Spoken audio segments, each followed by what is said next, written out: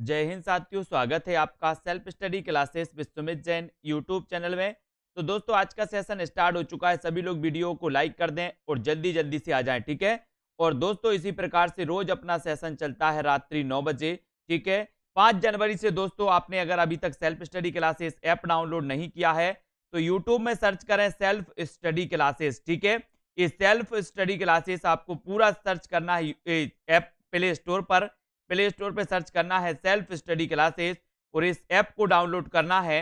हिंदी साहित्य के लिए दोस्तों 5 जनवरी से न्यू बैच स्टार्ट हो रहा है ना। तो आज ही आप एडमिशन ले सकते हैं। 5 जनवरी से ये बैच स्टार्ट हो रहा है, जहां पर आपको ट्रिकी कोर्स मिलेगा, विस्तृत अध्ययन आपको करवाया जाएगा, है ना। और दोस्तों, टेस्ट भी आपको टॉपिक वाइज करवाए जाएंगे, ठीक है। तो आपका अध्ययन भी, आकलन भी, सब कुछ यहां पर चलेगा, ठीक है। तो आपको दोस्तों आज ही स्टार्ट करना है। न्यू ईयर बैच 5 तारीख से स्टार्ट हो जाएगा। आज आप ही इस बैच में प्रारंभ होकर दोस्तों अपना अध्ययन बढ़ा सकते हैं। और एक और बड़ी प्रतियोगिता होने वाली है दोस्तों, जिस प्रतियोगिता, ये बिल्कुल फ्री प्रतियोगिता है ना। ये फ्री प्रतियोगिता है, यानी कि इस फ्री प्रतियोगिता में सभी लोग भाग ले सकते हैं, है ना। मकर संक्रांति हिंदी साहित्य टेस्ट प्रतियोगिता, ठीक है। टॉप 3 विनर्स को मिलने वाला है हिंदी व्याकरण का टेस्ट सीरीज। हिंदी व्याकरण की टेस्ट सीरीज आपको दोस्तों यहां पर मिलने वाली है,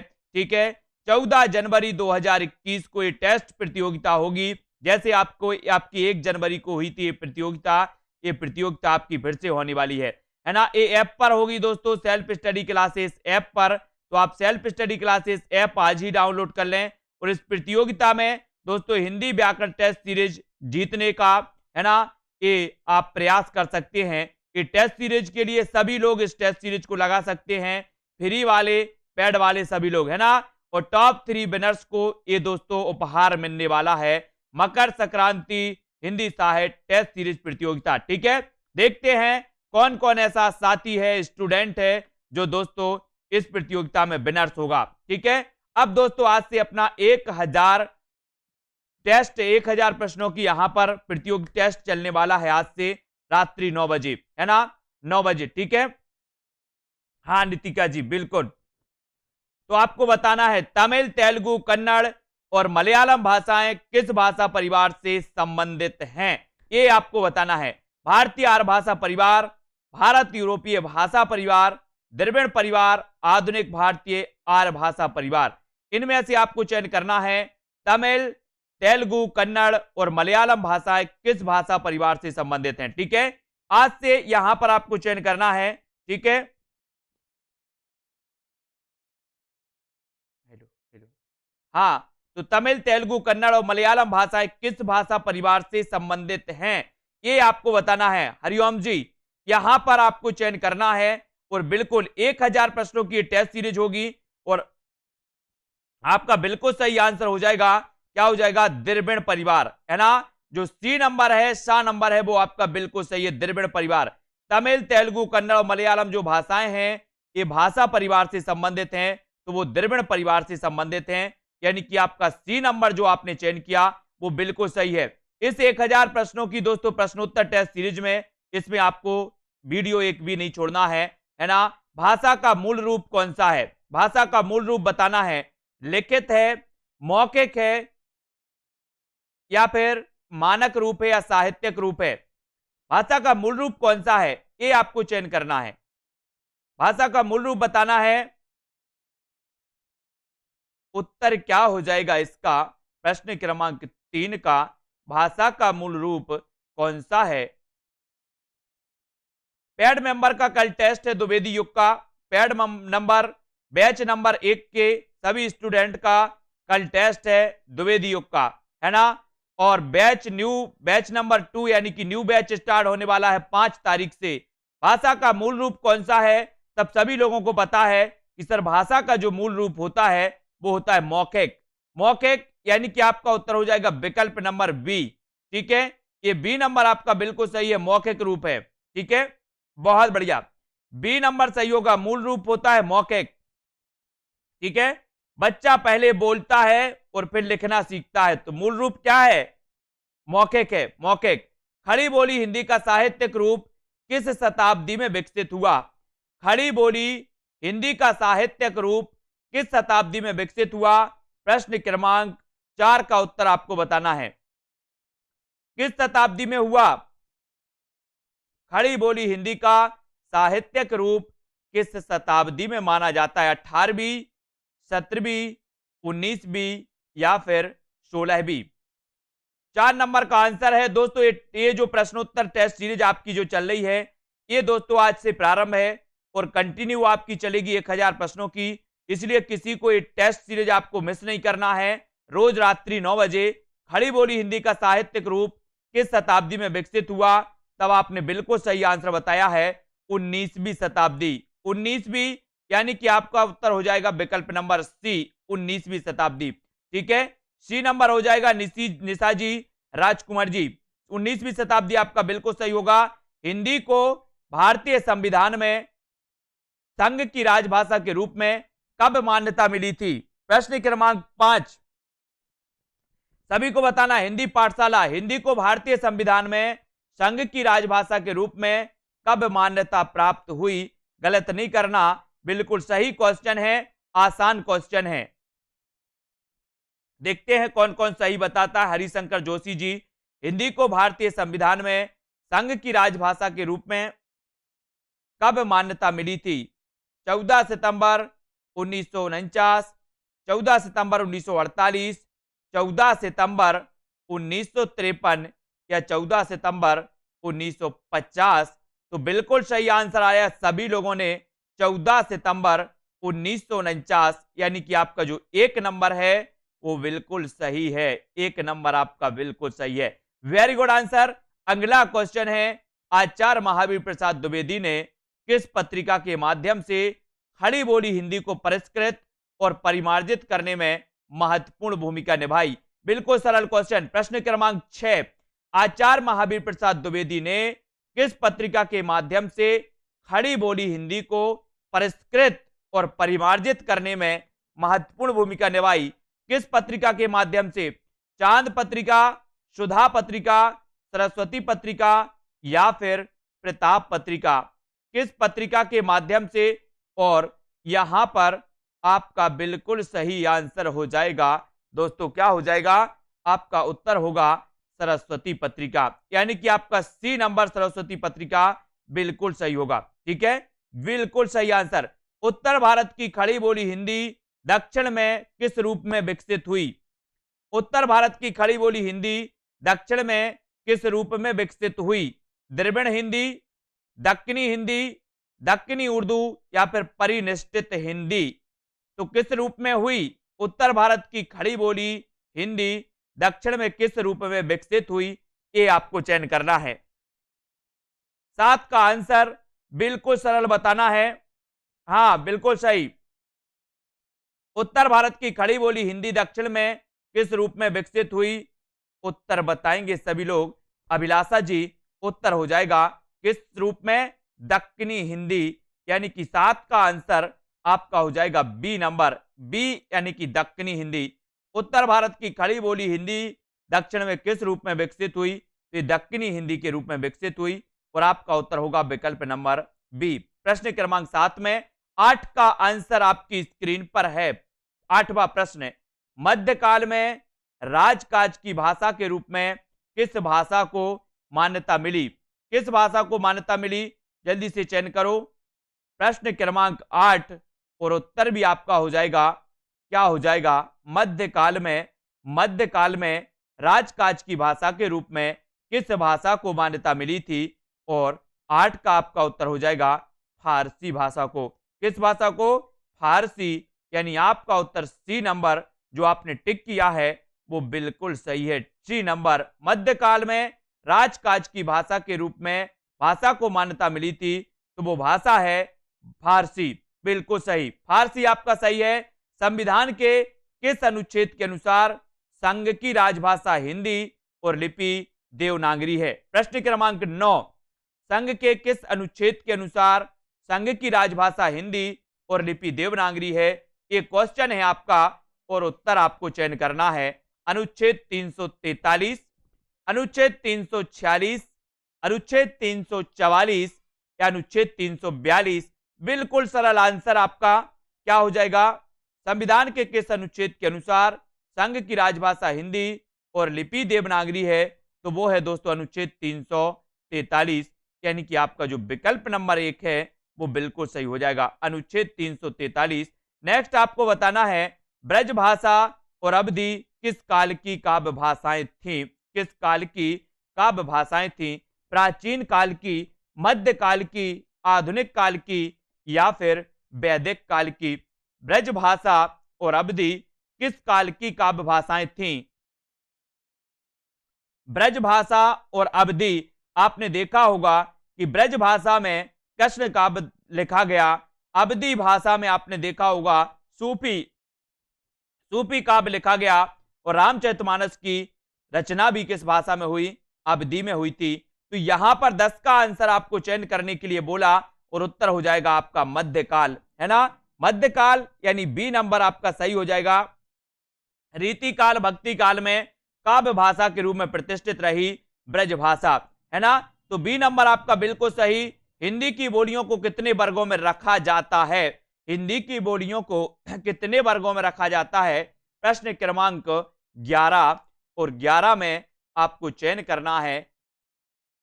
उत्तर क्या हो जाएगा 11 का? 3, 4, 5 या फिर 8 हिंदी की बोलियों को कितने वर्गों में रखा जाता है? प्रश्न क्रमांक 11 में आपने चयन कर लिया है कि सर हिंदी की बोलियों को रखा जाता है कितने वर्गों में? प्रमोद जी, रेणु, राजेश कुमार जी, कुसुम सैनी जी। उत्तर हो जाएगा आपका 5 वर्गों में। कितने वर्गों में? 5, यानी कि सी नंबर टिक किया है आपने, सी नंबर, और उत्तर भी हो जाएगा आपका सी, बिल्कुल सही है। हिंदी की बोलियों को 5 वर्गों में विभक्त किया गया। बुंदेली और कन्नौजी बोली हिंदी के किस उपभाषा वर्ग की बोलियां हैं? प्रश्न क्रमांक 12, बुंदेली और कन्नौजी बोली हिंदी के किस उपभाषा वर्ग की बोलियां हैं? पूर्वी हिंदी, पश्चिमी हिंदी, राजस्थानी हिंदी या फिर पहाड़ी हिंदी? यानी कि 12 का उत्तर चयन करेंगे तो बुंदेली और कन्नौजी आपको पता है, मैंने ट्रिक भी आप लोगों के लिए बहुत ही सुंदर दी है कि कानों की खड़ी बुंदेली ब्रजभान हरि के पास, है ना? तो बुंदेली और कन्नौजी ये मानी जाती है दोस्तों पश्चिमी हिंदी। पश्चिमी हिंदी यानी कि उत्तर भी हो जाएगा आपका विकल्प नंबर बी, पश्चिमी हिंदी। ठीक है, बी आपने चयन कर लिया तो उत्तर आपका सही है। फिर बढ़ जाते अगले क्वेश्चन की ओर। आधुनिक भारतीय आर्य भाषाओं का विकास किससे हुआ है? आधुनिक भारतीय आर्य भाषाओं का विकास किससे हुआ है? संस्कृत से, हिंदी से, अपभ्रंश से या फिर पाली प्राकृत से? ये प्रश्न क्रमांक 13 है, उत्तर भी आपके लिए बताना है ना? और आधुनिक भारतीय आर्य भाषाओं का विकास किससे हुआ है? तब आपका बिल्कुल सही आंसर क्या हो जाएगा साथियों? आधुनिक भारतीय आर्य भाषाओं का जो विकास हुआ है वो संस्कृत से नहीं हुआ, हिंदी से नहीं हुआ, हिंदी से भी नहीं हुआ, है ना? पाली प्राकृत से भी नहीं हुआ। उत्तर होगा आपका आधुनिक भारतीय आर्य भाषाओं का जो विकास हुआ है वो हुआ है अपभ्रंश से। अपभ्रंश से हुआ है। अपन पढ़ते ना सौर से यानी अपभ्रंश, अर्धमागधी अपभ्रंश, मागधी अपभ्रंश, है ना? इन्हीं से हिंदी की आधुनिक भारतीय आर्य भाषाओं का विकास हुआ। यानी उत्तर आपका हो जाएगा विकल्प नंबर सी, सी नंबर आपका बिल्कुल सही हो जाएगा। ठीक है, फिर अगला क्वेश्चन आपको बताना, सी नंबर सभी ने करेक्ट बताया। भोजपुरी मूलतः किस प्रदेश की बोली है? भोजपुरी मूलतः किस प्रदेश की बोली है? राजस्थान, बिहार, मध्य प्रदेश या फिर उत्तर प्रदेश? 5 सेकंड आपको दिए जाते हैं, आप अपने उत्तर का चयन करेंगे। भोजपुरी मूलतः किस प्रदेश की बोली है? तो आपने 14 का आंसर चयन किया। भोजपुरी मूलतः किस प्रदेश की बोली है? और राइट आंसर हो जाएगा, बोले सर भोजपुरी की अगर बात कर रहे हो तो ये भोजपुरी तो बिहार की है। कहाँ की है? बिहार की, बिल्कुल सही। भोजपुरी मूलतः बिहार की बोली मानी जाती है, और बी आपका बिल्कुल सही है। बी नंबर टिक किया है तो सही है। लाइक जरूर कर देना। मानक हिंदी का विकास किस बोली से हुआ है? मानक हिंदी का विकास किस बोली से हुआ है? खड़ी बोली हिंदी से, ब्रजभाषा से, अवधि या फिर बांगरू से? ये बताना प्रश्न क्रमांक 15 में। जिन भी साथियों ने अभी तक self study classes app download नहीं किया है वो ऐप को डाउनलोड कर लें, है ना। 5 तारीख से आपका न्यू बैच हिंदी साहित्य का स्टार्ट होने वाला है। आप न्यू बैच में जुड़ करके अपना अध्ययन बिल्कुल प्रारंभ से, शुरुआत से कर सकते हो, ठीक है। मानक हिंदी का विकास किस बोली से हुआ? तो 15 का आपका बिल्कुल सही आंसर हो जाएगा खड़ी बोली हिंदी से। यानी कि 1 नंबर आपका खड़ी बोली जो हिंदी है वो 1 नंबर बिल्कुल सही हो जाएगा, ठीक है। 1 नंबर भाषा के संदर्भ में अशुद्ध तथ्य कौन सा है? भाषा के संदर्भ में अशुद्ध तथ्य आपको बताना है। भाषा अर्जित संपत्ति है, भाषा सामाजिक वस्तु नहीं है, भाषा परिवर्तनशील है, भाषा अनुकरण द्वारा अर्जित की जाती है। तो कौन सा अशुद्ध तथ्य है? भाषा के संदर्भ में अशुद्ध तथ्य कौन सा है? तो आपको 16 का आंसर बताना है। और एक प्रतियोगिता का आयोजन किया जा रहा है मकर संक्रांति 14 तारीख को। बिल्कुल फ्री प्रतियोगिता होगी जिसमें सभी लोग भाग ले सकते हैं सेल्फ स्टडी क्लासेस ऐप में, है ना। जिसमें टॉप 3 विनर्स को हिंदी व्याकरण की टेस्ट सीरीज दोस्तों इनाम में दी जाएगी, उपहार स्वरूप दी जाएगी। और भाषा के संदर्भ में आपका बिल्कुल सही आंसर हो जाएगा भाषा सामाजिक वस्तु नहीं है, यानी उत्तर हो जाएगा आपका विकल्प नंबर वी नंबर आपने बिल्कुल सही चयन किया है। भाषा सामाजिक वस्तु नहीं है, ये भाषा के संबंध में ये अशुद्ध तथ्य माना जाता है ना। लिपि के विकास क्रम में पहली लिपि कौन सी है? प्रश्न क्रमांक 17, लिपि के विकास क्रम में पहली लिपि कौन सी है? भावमूलक लिपि, सूत्र लिपि, चित्र लिपि या फिर प्रतीकात्मक लिपि। यानी कि 17 का आंसर आपका क्या हो जाएगा? लिपि के विकास क्रम में पहली लिपि कौन सी मानी जाती है? पहली लिपि कौन सी मानी जाती है ये आपको बताना है ना। उत्तर लिखना है आपको और अंगूठा दबा देना है। लाइक सभी को कर देना है, एक बार मेरे प्यारे दोस्तों लाइक कर दो। लिपि के विकास क्रम में पहली लिपि कौन सी है? तो 17 का आंसर हो जाएगा चित्रलिपि। कौन सी है? चित्रलिपि बिल्कुल सही है अर्शदीप जी। चित्रलिपि ये लिपि के विकास क्रम में पहली लिपि मानी जाती है। और सी नंबर आपका बिल्कुल सही होता है। मैथिल कोकिल किसे कहा जाता है? 18 का आंसर, सरल क्वेश्चन, मुझे नहीं लगता कि किसी के क्वेश्चन अभी तक गलत हुए होंगे। उत्तर क्या हो जाएगा? उत्तर बताना है प्रश्न क्रमांक 18 में, उत्तर क्या हो जाएगा? मैथिल कोकिल किसे कहा जाता है? 18 में आंसर बताना है। मैथिल कोकिल किसे कहा जाता है? मैथिल कोकिल चयन करो और उत्तर जो हो जाएगा आपका 18 का वो हो जाएगा मैथिल कोकिल किसे कहा जाता है? उत्तर हो जाएगा विद्यापति, है ना। विद्यापति यानी कि ए नंबर आपका, ए नंबर विद्यापति वाला ऑप्शन सही हो जाएगा, ठीक है। विद्यापति वाला। कृष्ण काव्य की अपार संपदा किस भाषा में है? कृष्ण काव्य की अपार संपदा किस भाषा में है? अवधी, ब्रज, खड़ी बोली या फिर मैथिली? चयन करेंगे सभी लोग। कृष्ण काव्य की अपार संपदा किस भाषा में है? और 19 का आंसर आपका, हाँ है ना। ऐसा बोलते ना कि ब्रज भाषा को हम जानते हैं काव्य भाषा के रूप में, काव्य भाषा के रूप में जानते हैं, है ना। और आपका उत्तर हो जाएगा विकल्प नंबर बी, ब्रज भाषा, ठीक है।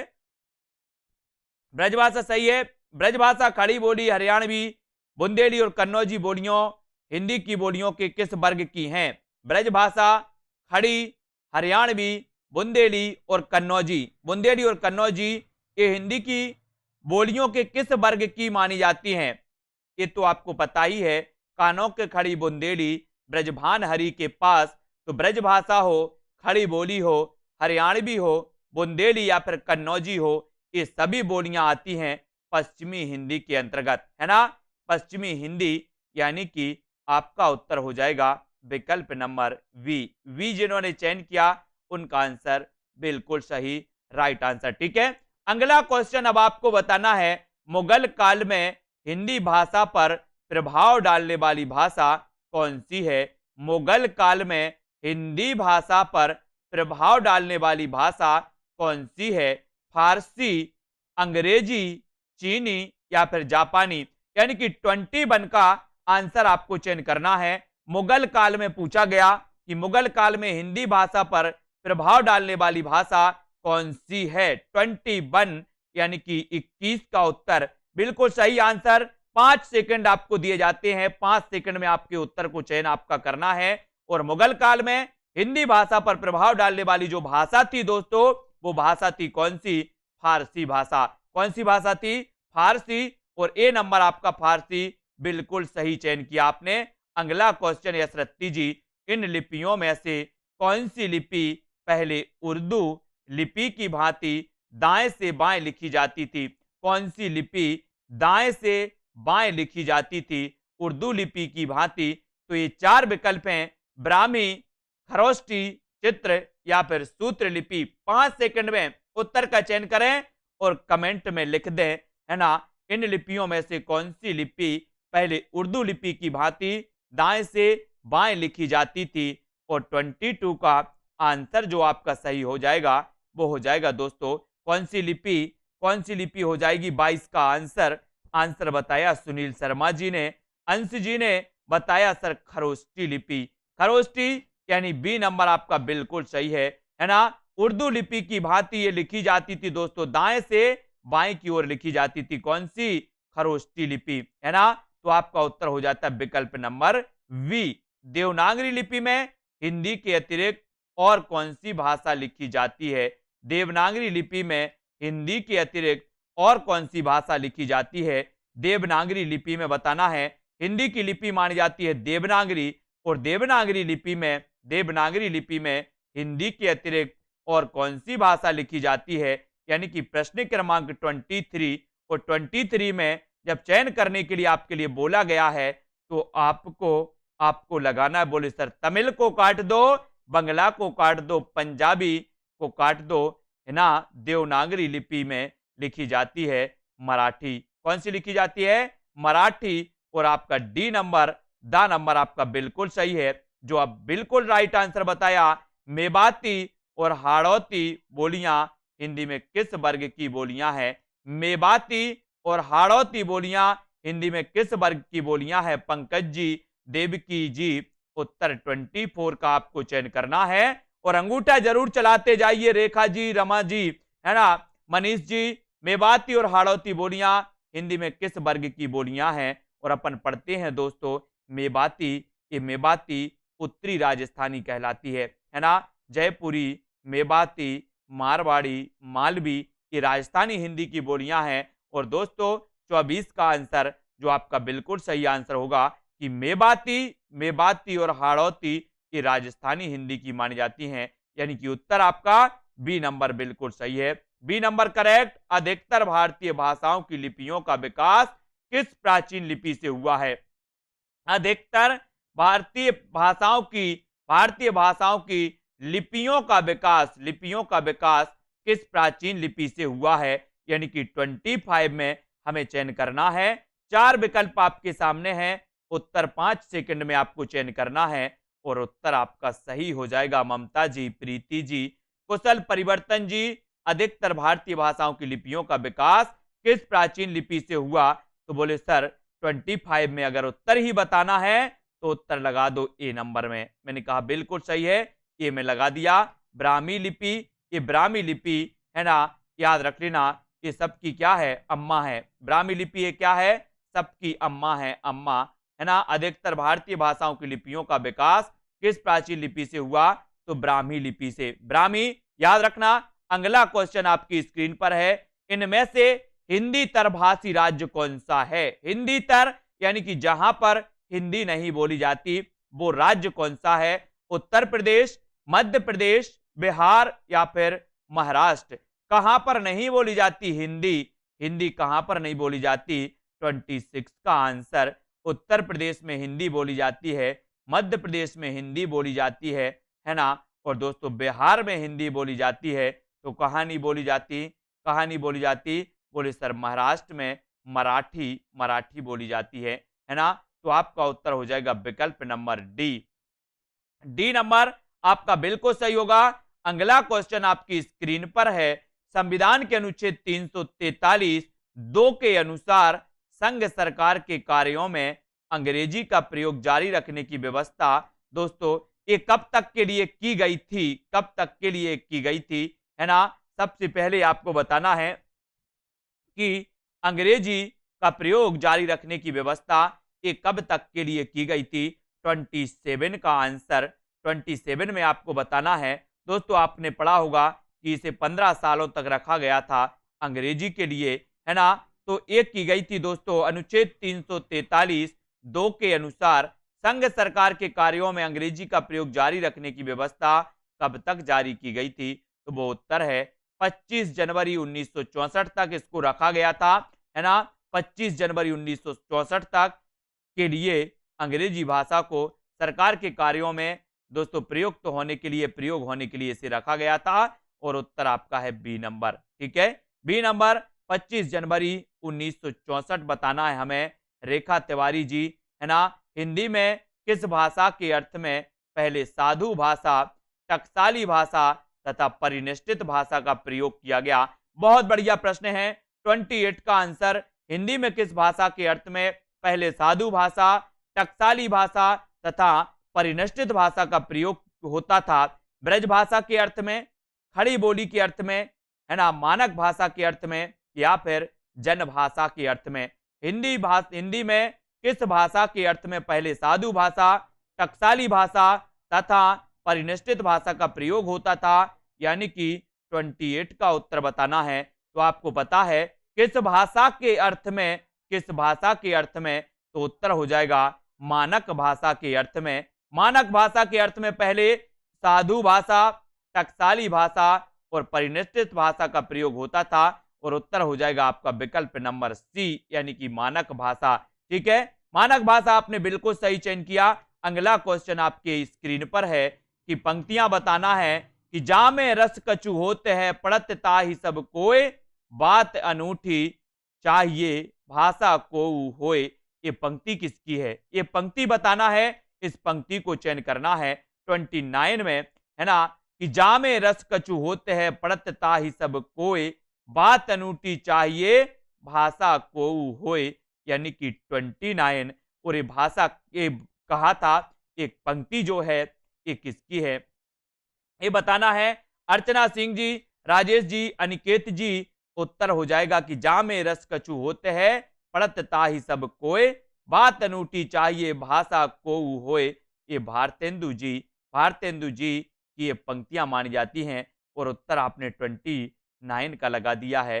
बोले सर आ नंबर में टिक लगा दो, तो उत्तर आपका चला जाता है कहां पर, भारतेंदु जी की ओर। ये नंबर आपका बिल्कुल सही हो जाएगा।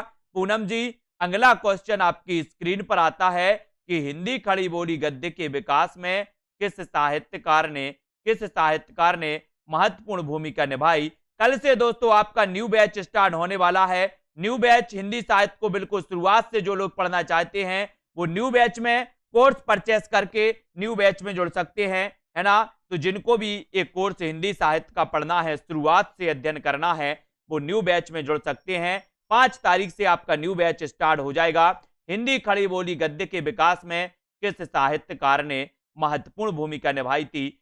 खड़ी बोली गद्य के विकास में बताना है, तो यहां पर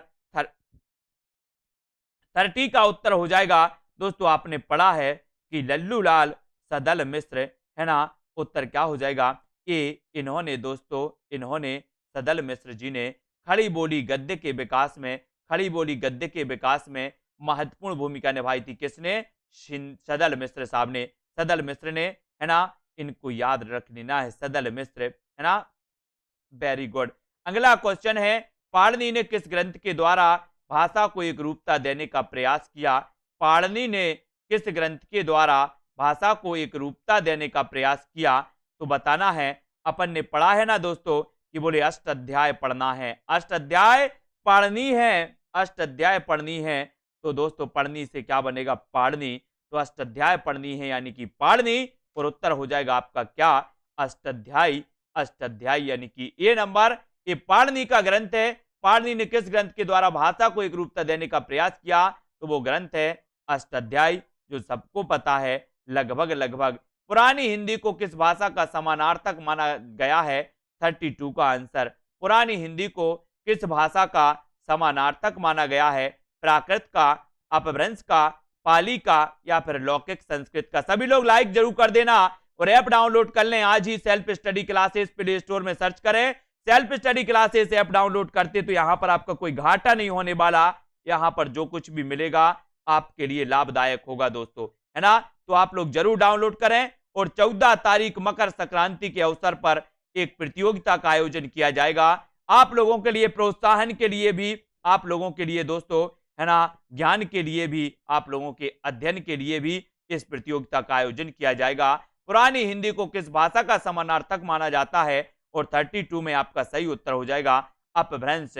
अपभ्रंश याद रख लेना, ठीक है। अपभ्रंश यानी बी नंबर आपका बिल्कुल सही हो जाएगा, ठीक है। बी नंबर पूजा जी बिल्कुल सही है। पश्चिमी हिंदी का उद्भव किस अपभ्रंश से हुआ है? हेम इंग्लिश जी, पश्चिमी हिंदी का उद्भव किस अपभ्रंश से हुआ है? स्वर सैनी, है ना, मागधी, मागधी, अर्धमागधी या फिर पैसाची, जल्दी से बताना है। राम मूरत जी, यसरत्ती जी, सभी लोग बताएंगे पश्चिमी हिंदी का उद्भव किस अपभ्रंश से हुआ है? अर्षदीप जी 33 का आंसर किससे हुआ है? स्वर सैनी से, मागधी से, अर्धमागधी से या फिर दोस्तों पैसाची से। पश्चिमी हिंदी का उद्भव, पश्चिमी हिंदी का उद्भव किस अपभ्रंश से हुआ है? किस अपभ्रंश से हुआ है? तब आपका उत्तर हो जाएगा स्वर सैनी अपभ्रंश, स्वर सैनी अपभ्रंश। और ए नंबर आपका बिल्कुल सही है। ए नंबर जिन्होंने टिक किया उनका आंसर बिल्कुल सही है साथियों, स्वर सैनी, है ना। पूर्वी हिंदी की बोलियां अपभ्रंश के किस रूप से विकसित हुई? पूर्वी हिंदी की बोलियां अपभ्रंश के किस रूप से विकसित हुई? पूर्वी हिंदी अपन पढ़ते हैं दोस्तों आ, वाह, है ना, और छत्तीसगढ़ी। तो अवधी, बघेली और छत्तीसगढ़ी। अब छत्तीसगढ़ी, अब छत्तीसगढ़ी पूर्वी हिंदी की बताना है। तो 34 में आपका बिल्कुल सही चयन किया है आपने कि सर पूर्वी हिंदी की बात करोगे तो पूर्वी हिंदी अर्धमागधी, बिहारी हिंदी मागधी, है ना दोस्तों। स्वर सैनी से निकली पश्चिमी हिंदी और पैसाची से लिखनी पंजाबी और लहंदा, है ना। तो इस प्रकार से याद रखना, मागधी से बिहारी, अर्धमागधी से पूर्वी हिंदी, स्वर सैनी से पश्चिमी हिंदी, पैसाची से पंजाबी और लहंदा। तब आपका राइट आंसर होगा अर्धमागधी, यानी बी नंबर आपका बिल्कुल सही हो जाएगा, बी नंबर अर्धमागधी, ठीक है। अर्धमागधी भाषा विज्ञान के किस खंड में पद से वाक्य बनाने की प्रक्रिया का वर्णनात्मक, तुलनात्मक तथा ऐतिहासिक दृष्टि से अध्ययन होता है? भाषा विज्ञान के किस खंड में पद से वाक्य बनाने की प्रक्रिया का वर्णनात्मक, तुलनात्मक तथा ऐतिहासिक दृष्टि से अध्ययन होता है? 35 का आंसर चयन करना है और उत्तर आपका बिल्कुल सही हो जाएगा दोस्तों। वाक्य विज्ञान किसमें होता है? वाक्य विज्ञान, यानी कि उत्तर सी नंबर आपका बिल्कुल सही हो जाएगा। सी नंबर आपने जो सी चयन किया है वो बिल्कुल सही है, वाक्य विज्ञान, ठीक है। अगला क्वेश्चन है आपका, पाली प्राकृत भाषाएं किससे विकसित हुई? पाली प्राकृत भाषाएं किससे विकसित हुई? लौकिक संस्कृत से, पुरानी हिंदी, स्वर सैनी या फिर वैदिक संस्कृत से? यानी कि 36 का आंसर चयन करना है दोस्तों। पाली प्राकृत भाषाएं किससे विकसित हुई हैं, ये आपको चयन करना है ना। विमलेश जी, राजेश कुमार जी, है ना। उत्तर आपका क्या हो जाएगा? रेक्स उत्तर होगा। बोले सर कि लौकिक संस्कृत काट दो, पुरानी हिंदी, स्वर सैनी काट दो, उत्तर लगा दो वैदिक संस्कृत। पाली प्राकृत भाषाएं ये निकली कहां से? वैदिक संस्कृत। वैदिक संस्कृत यानी कि आपका उत्तर हो जाएगा प्रश्न क्रमांक 36 में आपने चयन किया है। बोले सर सी नंबर में टिक लगा दो, मैंने सी में टिक लगा दिया और उत्तर आपका हो जाएगा सी, है ना, ए डी, वैदिक संस्कृत। अगला क्वेश्चन है आपकी स्क्रीन पर, भाषा के संदर्भ में महात्मा गांधी ने किसका समर्थन किया था? 37 में भाषा के संदर्भ में दोस्तों महात्मा गांधी ने किसका समर्थन किया था, ये आपको उत्तर बताना है। और भाषा के संदर्भ में महात्मा गांधी ने किसका समर्थन किया था, तो उत्तर आपका हो जाएगा दोस्तों हिंदुस्तानी। किसका किया था? हिंदुस्तानी। और उत्तर हो जाएगा विकल्प नंबर वी आपने चयन किया तो उत्तर भी आपका बी नंबर है। महात्मा गांधी ने किसका समर्थन किया था, तो वो किया था हिंदुस्तानी का, ठीक है। नेक्स्ट, खड़ी बोली का दूसरा नाम क्या है? खड़ी बोली का दूसरा नाम क्या है? सरल क्वेश्चन, बढ़िया क्वेश्चन, मस्ती वाला क्वेश्चन है। खड़ी बोली का दूसरा नाम क्या है? कन्नौजी, कोरबी, मगही या फिर दोस्तों बघेली। खड़ी बोली का दूसरा नाम आपको बताना 38 में, और 38 में बिल्कुल सही आंसर बताया आपको उसने, हिना जी ने, हेमलता, गीता जी। उत्तर जो आपका है वो है क्या, कौरबी। कौरबी यानी बी नंबर। ठीक है, बी आपने टिक किया, राइट आंसर। आगे बढ़ते हैं, आगे बढ़ते हैं। अवधी बोली का केंद्र स्थान क्या है, अवधी बोली का केंद्र स्थान क्या है, वस्ती, बाराबांकी, बहराइच या फिर अयोध्या। अवधी बोली का केंद्र स्थान क्या माना जाता है, अवधी, है ना, अवधी, बघेली और छत्तीसगढ़ी। पूर्वी हिंदी की मानी जाती है दोस्तों, पूर्वी हिंदी की अवधी, बघेली, छत्तीसगढ़ी। और उत्तर आपका हो जाएगा 39 में, 39 में क्या हो जाएगा, अयोध्या। अवधी बोली का केंद्र माना जाता है अयोध्या। अयोध्या यानी कि डी नंबर, अयोध्या बिल्कुल सही हो जाएगा। ठीक है, वेरी गुड। ठीक है, ये डी नंबर है ना। अब आपको बताओ खड़ी बोली का प्रयोग साहित्यिक हिंदी, खड़ी बोली, खड़ी बोली के अर्थ के अतिरिक्त किस अर्थ में भी होता है। खड़ी बोली का प्रयोग साहित्यिक हिंदी खड़ी बोली के अर्थ के अतिरिक्त किस अर्थ में भी होता है, शुद्ध के अर्थ में, दिल्ली मेरठ के आसपास की लोक बोली के अर्थ में, लोक साहित्य की भाषा के अर्थ में, या फिर लोकगीतों की भाषा के अर्थ में। तो ऐप डाउनलोड किस किस ने नहीं किया दोस्तों, ऐप डाउनलोड सभी लोग कर लें। Self study classes app download करो, जहां पर आपको बहुत सारे फायदे होने वाले हैं। और 40 का आंसर हो जाएगा आपका बी, यानी कि दिल्ली मेरठ के आसपास की लोक बोली के अर्थ में, लोक बोली के अर्थ में। और बी आपका बिल्कुल सही है। ठीक है, बी नंबर। नेक्स्ट है, अपभ्रंश को पुरानी हिंदी कहने वाले प्रथम कवि कौन है, प्रथम लेखक कौन है। अपभ्रंश को पुरानी हिंदी कहने वाले प्रथम लेखक कौन है, तो कौन है, अंश जी, पूनम जी। 41 अपभ्रंश को पुरानी हिंदी कहने वाले प्रथम लेखक कौन माने जाते हैं। और 41 का आंसर, 41 में आपका सही आंसर हो जाएगा चंद्रधर शर्मा गुलेरी, चंद्रधर शर्मा गुलेरी। और ए नंबर सही है। 41 में अपभ्रंश को पुरानी हिंदी कहने वाले प्रथम लेखक जो माने जाते हैं, वो माने जाते हैं कौन, आ नंबर। आ नंबर आपका बिल्कुल सही है, ए नंबर आपका बिल्कुल सही है, जो अधिकांश लोगों ने सही लगाया। अपभ्रंश के प्रथम महाकवि कौन थे, अपभ्रंश के प्रथम महाकवि कौन थे दोस्तों, आपको पता होगा राम कुमार वर्मा ने संधि काल के दौरान जैन और सिद्ध साहित्य को रखा था। और दोस्तों है ना, स्वयंभू को इन्होंने हिंदी का प्रथम कवि भी माना, स्वयंभू को, है ना। और अपभ्रंश के प्रथम महाकवि कौन थे, तो यहाँ पर 42 का आंसर आपने चयन किया है। अपभ्रंश के प्रथम कवि थे कौन, स्वयंभू। कौन थे, स्वयंभू, यानी कि बी नंबर। इनका इन्होंने महाकाव्य एक लिखा है दोस्तों, पयोम चरियू एक महाकाव्य इन्होंने लिखा है। किसने, स्वयंभू ने, है ना। ये याद रखना। राजभाषा अधिनियम कब पारित किया गया, राजभाषा अधिनियम कब पारित किया गया, 43 का आंसर। 43 में राजभाषा अधिनियम कब पारित किया गया, मुकेश जी, प्रमिला, सुबी गुप्ता, राकेश जी। प्रश्न क्रमांक 43 में आपको चयन करना। और राजभाषा अधिनियम कब पारित किया गया, राजभाषा अधिनियम कब पारित किया गया, यानी कि 43 का आंसर। और 43 में आपका बिल्कुल सही आंसर आपने चयन किया है कि बोले सर राजभाषा आयोग की राजभाषा अधिनियम की बात करोगे, अधिनियम बना था सन 1963, यानी कि आ नंबर आपका बिल्कुल सही है।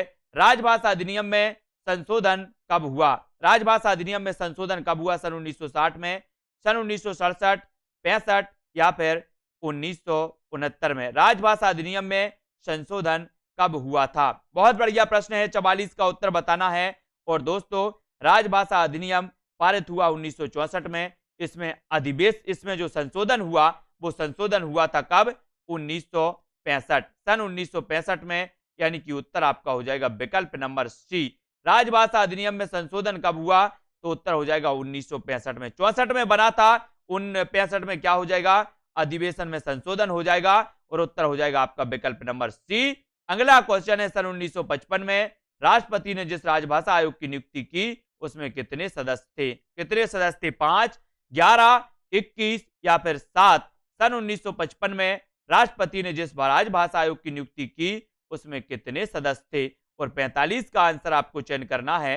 और 45 में आपका बिल्कुल सही आंसर हो जाएगा दोस्तों, सन 1955 में राष्ट्रपति ने जिस राजभाषा आयोग की नियुक्ति की थी, उसमें कितने सदस्य थे, और 45 में आपसे पूछा गया तो उसमें सदस्य थे दोस्तों कितने, 21 यानी कि 21, है ना। 1955 में राष्ट्रपति ने जिस राजभाषा आयोग की नियुक्ति की थी उसमें थे कितने, 21 सदस्य थे। ठीक है, सभी लोग वीडियो को एक बार लाइक कर दें दोस्तों, है ना। और अगला क्वेश्चन आपका है कि हिंदी हिंदुस्तानी की भाषा संबंधी विवाद में किसके नेतृत्व में हिंदी की विजय हुई थी, ये 46, और जल्दी से आपको चयन करके बताना है, ये उत्तर आपको ही कमेंट में लिखना है ना। आज का लास्ट उत्तर था, इसको आपको कमेंट में बताना है कि हिंदी हिंदुस्तानी की भाषा संबंधी विवाद में किसके नेतृत्व में हिंदी की विजय हुई थी, तो वो आपको चयन करना है।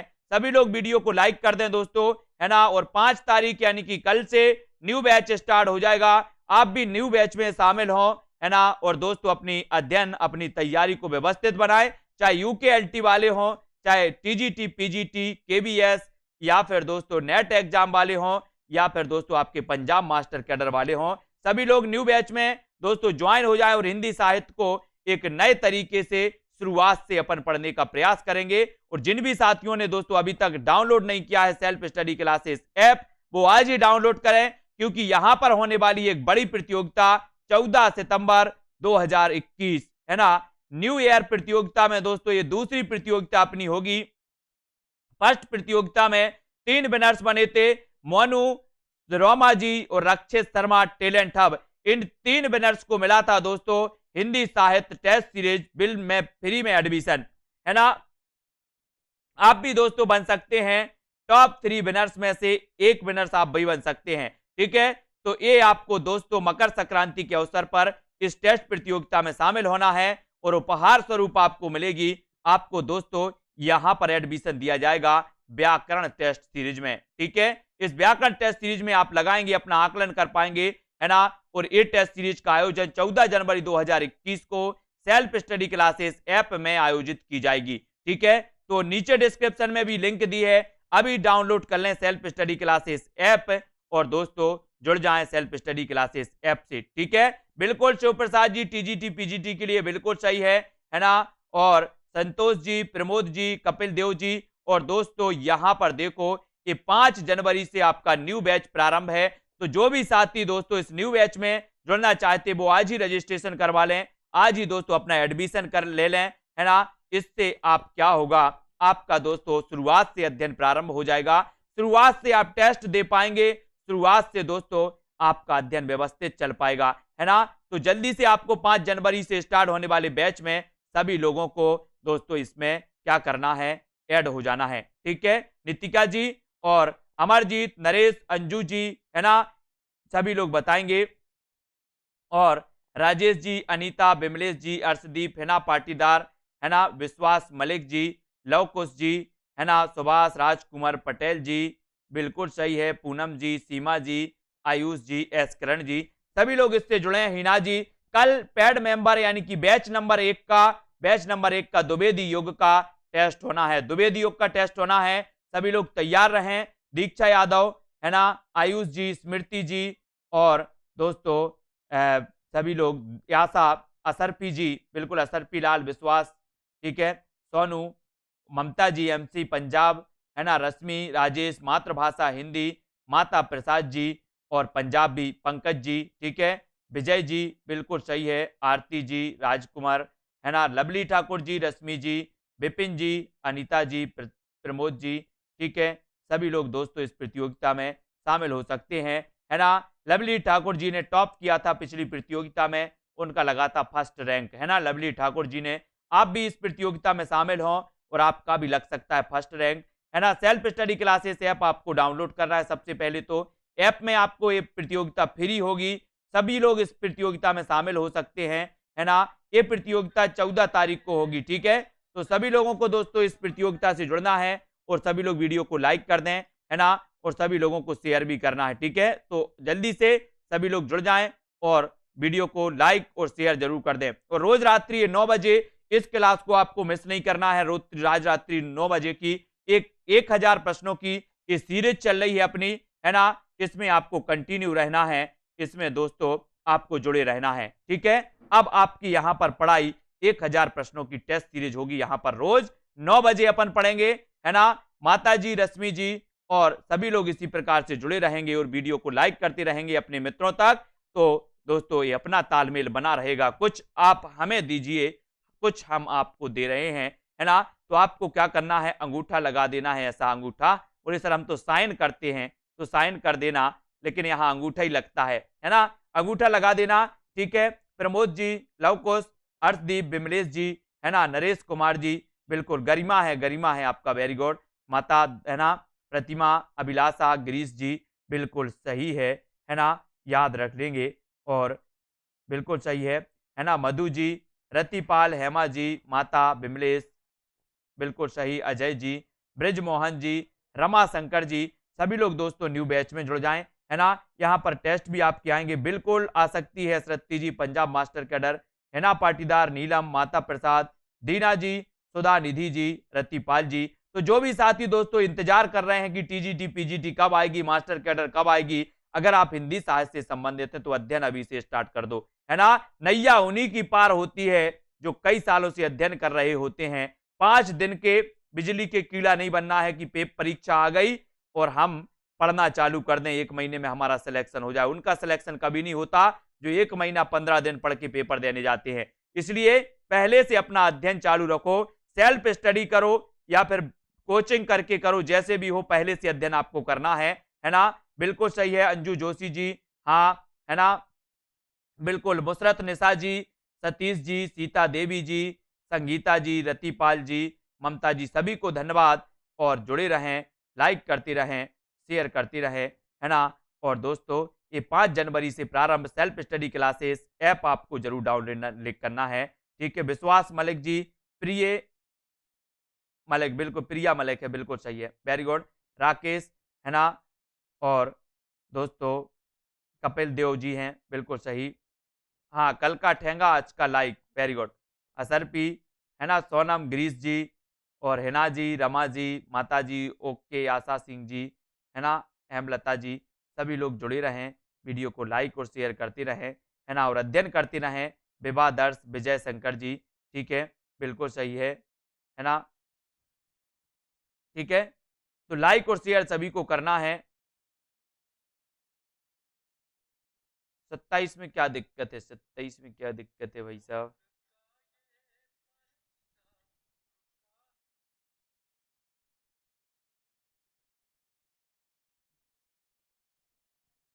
ठीक है, तो सभी लोग वीडियो को लाइक और शेयर जरूर करेंगे और जुड़े रहेंगे इस सीरीज से दोस्तों, है ना। साधु भाषा, टकसाली भाषा, परिनिष्ठित भाषा का प्रयोग, ये तो मानक भाषा के अर्थ में ही होता है। ये मानक भाषा के अर्थ 28 है तो 27, है ना। ये 343 दोष के अनुसंग के कार्यों में अंग्रेजी का प्रयोग जारी रखने की व्यवस्था कब के लिए की गई थी, तो ये 25 जनवरी 1964, 343 दो में।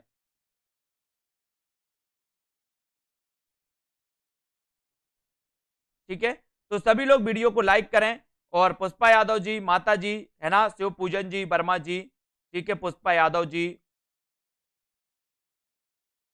यशरत्ती जी, नितेंद्र कुमार जी, ठीक है। तो सभी के लिए धन्यवाद। सभी लोग दोस्तों लाइक जरूर कर दें और शेयर कर दें। आज की वीडियो के लिए बस इतना ही।